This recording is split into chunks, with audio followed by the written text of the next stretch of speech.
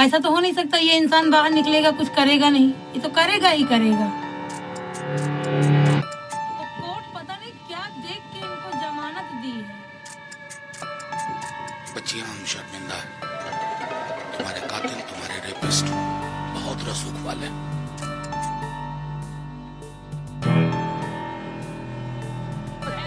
बाहुबली होता आदमी जिसको पूरी दुनिया जानती है कि कितना बड़ा गुंडा है वो, उसको किस तरह से उन्होंने बरी कर दिया। क्या क्या जो फैसला है ये बहुत गलत है और विक्टिम की जान को खतरा है।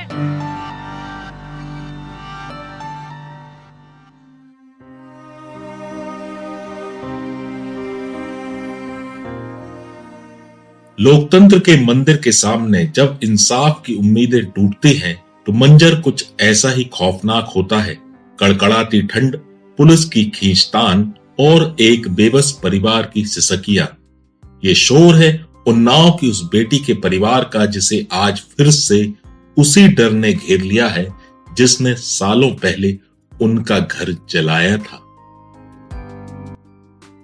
कि परिवार पूरा खत्म कर दिया जाए और कोर्ट पता नहीं क्या देख के इनको जमानत दी है। मेरे परिवार के ऊपर दया नहीं आई कोर्ट को। अगर मेरे परिवार को कुछ हो रहा है तो कोर्ट जिम्मेदारी ले। कुलदीप सेंगर को जमानत क्या मिली, पीड़िता की मां और बहन का कलेजा कांप उठा। इंडिया गेट पर प्रदर्शन के दौरान जब पुलिस उन्हें जबरन हटा रही थी तब उनके शब्द कलेजे को चीर देने वाले थे।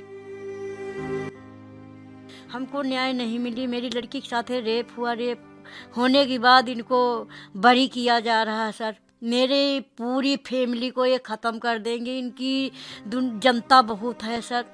हम लोग को बिन बिन के चुन चुन के मारेंगे सर, गलत गलत तरीके से वो करेंगे, टॉर्चर करेंगे, फिर मार दिए जाएंगे सर। हम बचेंगे नहीं। मेरे देवर को जेल में करा रखे हैं। सब बहन बेटियों के साथ ऐसा होगा, सब पूरी दुनिया बरी हो जाएगी तो सर कैसे न्याय मिलेगा। ये सिर्फ पीड़िता और उसके परिवार की प्रतिक्रिया नहीं, ये उस असुरक्षा की भावना है जो एक पीड़ित परिवार महसूस कर रहा है। इस पूरी लड़ाई में अभी भी ढाल बनकर योगिता भयाना खड़ी है। धरने पर योगिता भयाना भी बैठी थी। पुलिस प्रशासन और न्याय प्रणाली के इस रवैये पर योगिता का गुस्सा साफ देखा जा सकता है। उनकी जान का भी खतरा है तो हमें ये देखना पड़ेगा कि किस तरह से उन्हें प्रोटेक्ट करने के साथ साथ हम अपनी बात को रख पाए।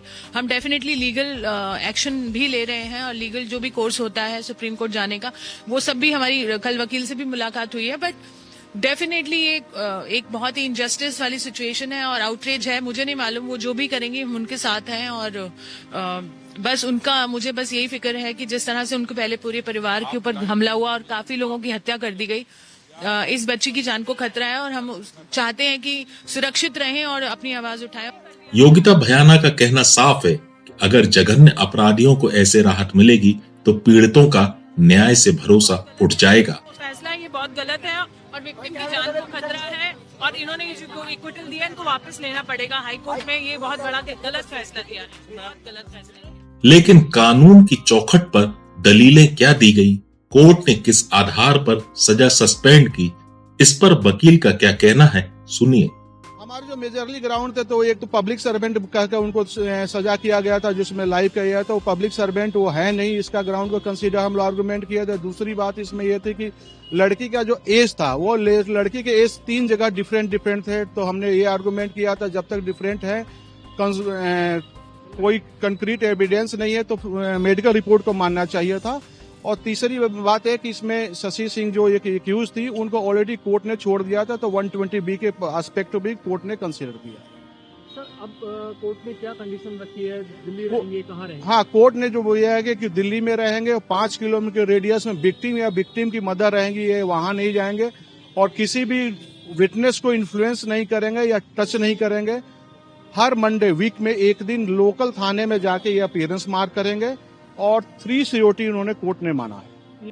ये भी अजीब इत्तेफाक है, एक तरफ रसूखदार आरोपी को राहत मिली है और दूसरी तरफ इंसाफ मांग रहे परिवार को पुलिस गाड़ियों में भरकर ले जा रही है। कानून अपना काम कर रहा है लेकिन नैतिकता आज भी इंडिया गेट की उन सड़कों पर सिसक रही है।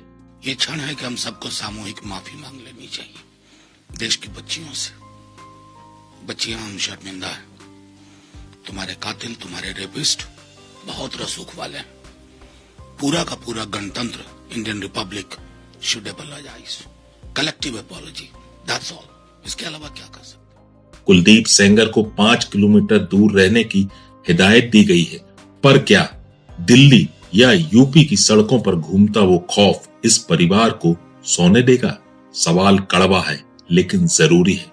इस पूरे घटनाक्रम पर आपकी राय क्या है? क्या आपको लगता है इस परिवार को पर्याप्त सुरक्षा मिल पाएगी? कमेंट्स में अपनी आवाज उठाएं। कमेंट्स बॉक्स में आप अपनी प्रतिक्रिया जरूर दें।